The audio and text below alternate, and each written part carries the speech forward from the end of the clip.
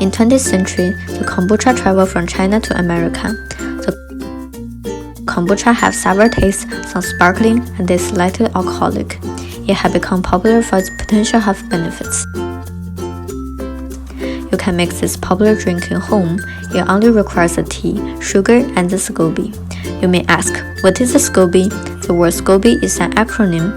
It represents the symbiotic culture of bacteria and yeast. They are the microbiomes active in kombucha. They will give the kombucha special features. This jelly-like mat is where you can find the SCOBY. Actually, you can make the SCOBY at home from some commercial kombucha. First step is to put the commercial kombucha and some sugar into a cleaned mason jar. Remember to do the cleaning well. Use the soapy water during washing. Seal the jar with cheesecloth. Fix it with a rubber band. Keep it at 20 to 35 degrees C. The growth of SCOBY will take at least 2 weeks. The ripening of SCOBY requires the SCOBY to build up a bacterial cellulose web. That was made by our archaeologist Comagotibacter xylinus and Acetobacter. The K. xylinus synthesizes beta-1,4-glucan, a polymer of glucose outside the cell. The cellulose will float on the mixture, makes the symbiosis easier to get the oxygen in the air. After the SCOBY is ripe, you can gently pick the cellulose mats out of the kombucha. Now it's time to start preparing sweetened tea for the kombucha. In this step, we should give the SCOBY a lot of sugar. For example, to prepare the tea with 900 ml hot water with 5 gram tea for 5 minutes, with half cup of sugar. Wait till the tea is completely cool.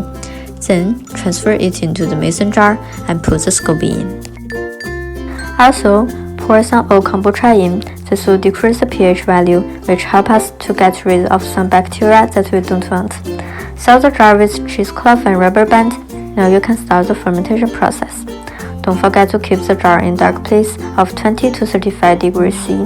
This will make the SCOBY function best. What does the SCOBY do during fermentation?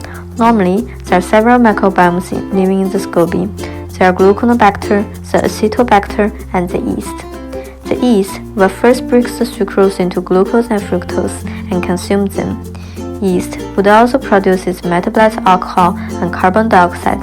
The carbon dioxide gives the sparkling, while the alcohol is for acetobacter and gluconobacter.